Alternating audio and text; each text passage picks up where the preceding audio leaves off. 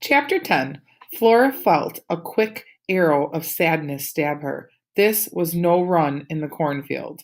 Mother! Alfred! Would she ever see her family again? If she had a howl in her, this would be the time to let it all. All she could do was squeal. The air inside the truck was warm.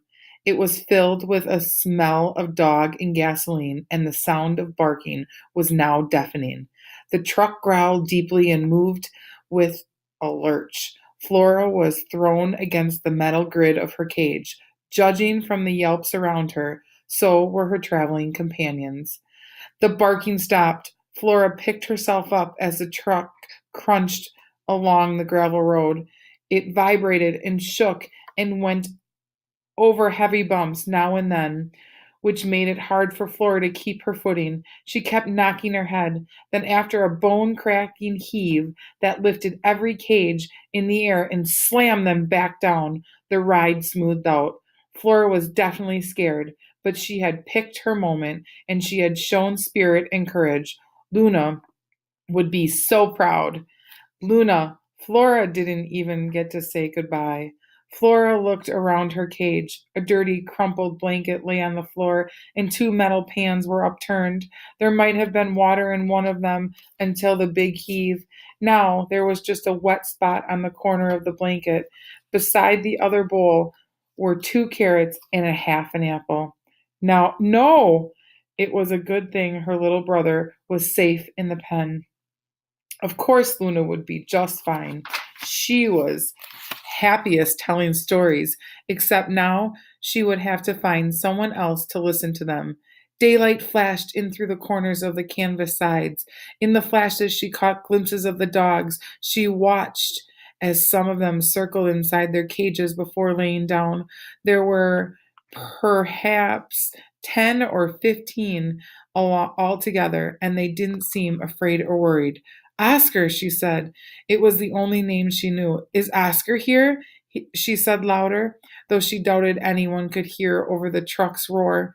There was no answer. Whether these dogs were from the farm or not, Flora was sure she was the only pig. Judging by how hard the men had worked to catch her on one of Judging by how hard the men had worked to catch her or one of her brothers, they must be a need for a strong and fast pig on this adventure. No pig on the farm was stronger or faster than she was. The drone of the wheels made Flora sleepy. She circled on her blanket, and she had seen the dogs do, and flopped down. Boom! Flora's eyes opened. Crash! Thunk! She scrambled to her feet. The truck had stopped moving. Men were shouting to one another. The flap at the back of the truck suddenly opened, and the light poured in.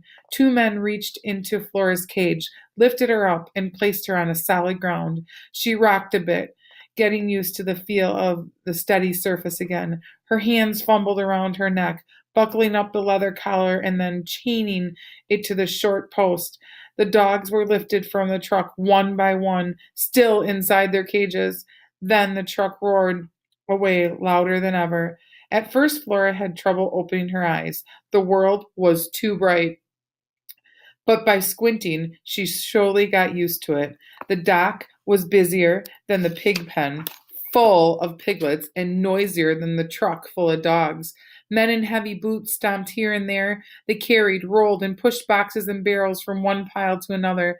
The ship, with the thundering engine, pulled alongside the dock. Waves slashed as the men tied the ship down, as if they were living thing if there were a living thing that might escape. On top of the post sat a white bird staring at her. Hello, said Flora. The bird squawked and flew off. Flora turned her head in one direction, where the piles of boxes and crates and cages.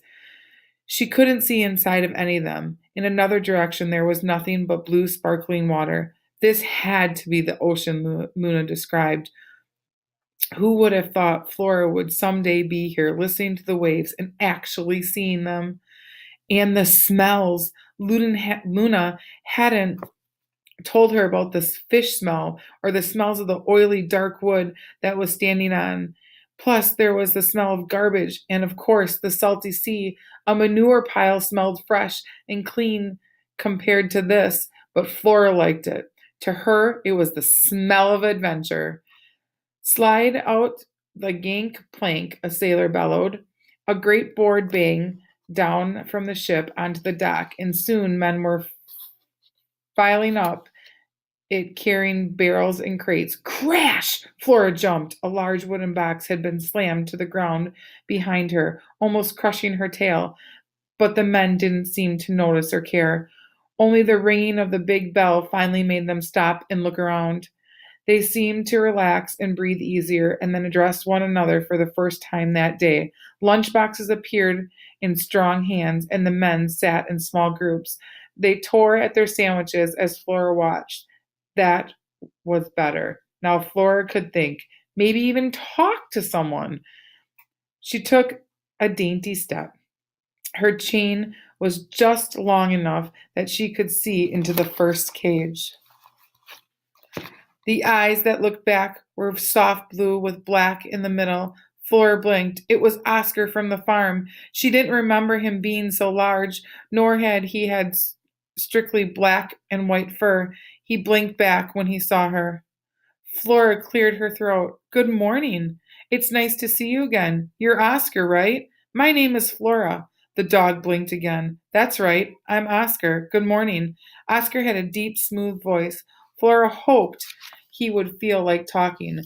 Do you know what happens next? Oscar looked Flora over. It wasn't an unfriendly look over, but slow and thoughtful, as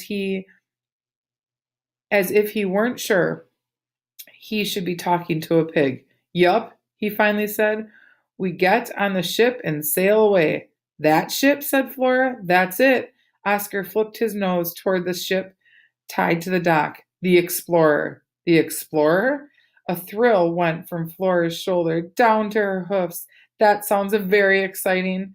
And what is it we'll be exploring? Oscar sat up. We're going to be the first expedition ever to cross the Antarctic. I've already been there. To get ready for this journey, I went with a team months ago to make food drops. Flora was confused. But didn't I see you on the farm the day I escaped my pen?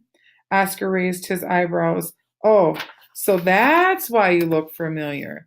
Yes, that was me. When I'm not leading a team, I train young dogs.